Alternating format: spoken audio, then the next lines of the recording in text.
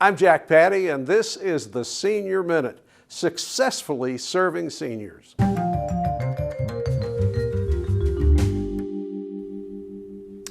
Welcome to the Senior Service Commission's The Senior Minute. Thank you for joining us today. Today we have with us Blythe Hundley. She's the provider liaison for the Bluegrass Care Navigators. Thank you for joining us. Thanks so much for having us. So can you, to start with, can you tell us a little about your background? My background, I have worked in healthcare for over 20 years.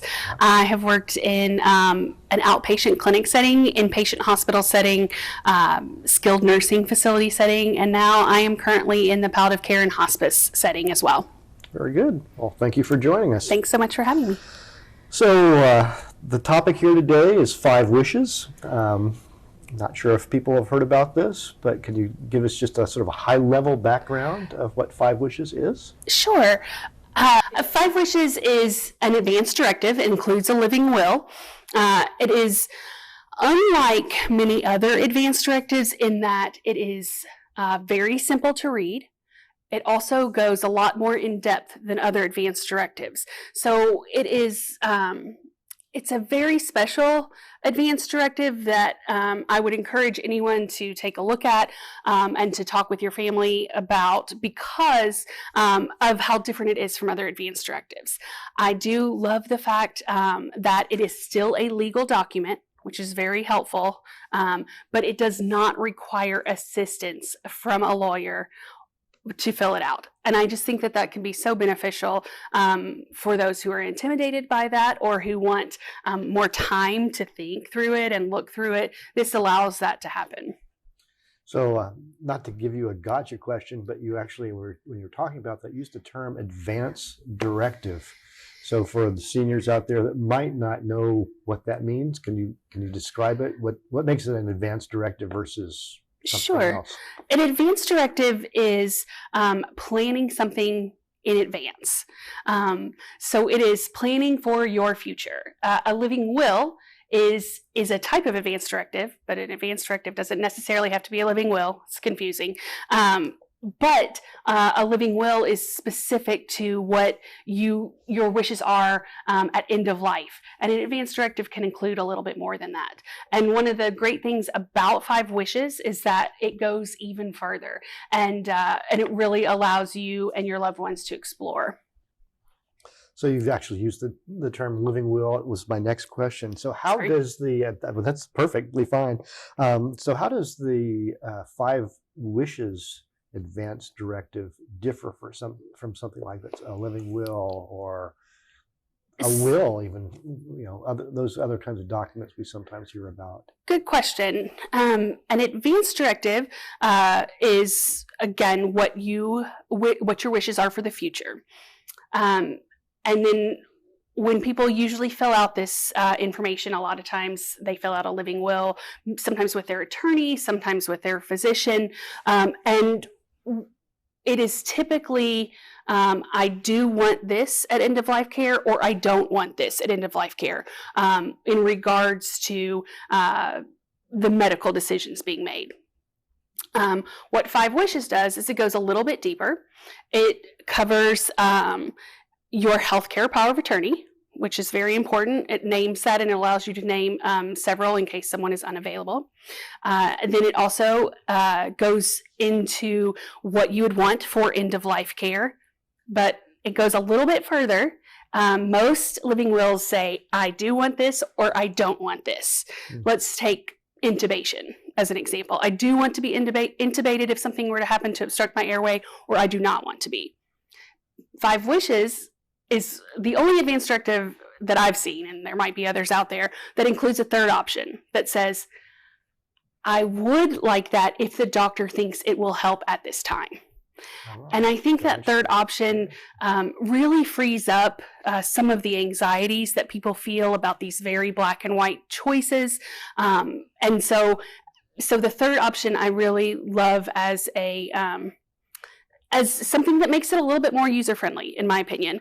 And then the last 3 wishes are a little bit more focused on spiritual and mental well-being at end of life. And most, again, don't usually cover that, but the last 3 wishes are how comfortable I want to be and what makes me comfortable, how I want people to treat me, and then what I want my loved ones to know. And I think that this topic, talking about advanced directives and end-of-life care, I think it can be so scary and intimidating for families. But I do think that this helps ease that process a little bit, because it is written in everyday language. It's easy to understand. You can go at your own pace, and it's just really user-friendly while still being legal in the state of Kentucky. So you say that it's still legal. Do you actually have to have it signed by a lawyer or notarized or anything like that? In the state of Kentucky, you do not.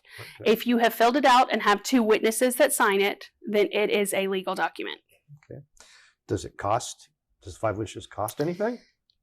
Good question. If you were to go to the 5 Wishes website, there is a minimal fee for a paper copy, and then there is a little bit of a higher fee for a digital copy where you could fill it out online. However, at Bluegrass Care Navigators, we feel very strongly about educating the community about advanced directives. So if at any point you have a group of people, or you want your family to have a consultation about that, then you're welcome to come in and we can provide you with 5 Wishes as we talk to you, or we can come to your group or organization and talk about this as well, and just help educate. So it wasn't on my list of questions. Again, not trying to do gotcha. No. Do you need to give this to your doctor? Do you need to give it to your lawyer? I know that at home I have a packet of will and all that kind of stuff in case first responders have to come. How do you disperse the knowledge of what you have in the five wishes? That is a super important question. It is also a little bit customizable to the person. However, if it was me, I would make sure that all of my loved ones have a copy of this and that we've discussed it. And I would also make sure my physician's office and more importantly, this hospital system that you utilize has a copy of it as well. And then also keep a copy that is very accessible within your home so that people can have it. One of the toughest things about emergency medical situations is that everyone can feel flustered and overwhelmed and have just a lot of emotions happening. It's also a lot of pressure if your loved one is not able to speak for themselves at that moment, to be the person to speak for them. If you know what they would say, it does make it a lot easier to go through that process without having to agonize over what you think they might want versus what you might want versus what external family members might want. It just provides a lot of clarity in a situation that usually has almost no clarity, and can really help ease the situation to make it a little bit easier. Those are tough situations always. But it's important to know that if you fill out advanced directives, that they will never come into play if you are able to speak for yourselves. The only time this comes into play is if you are unable, due to a medical emergency, to speak for yourself. Okay. Well, Mrs. Hundley, thank you so much for coming in to share information about this document and how to use it. Lots of great information with regards to this. Again, thank you for joining us for the Senior Service Commission's, the Senior Minute.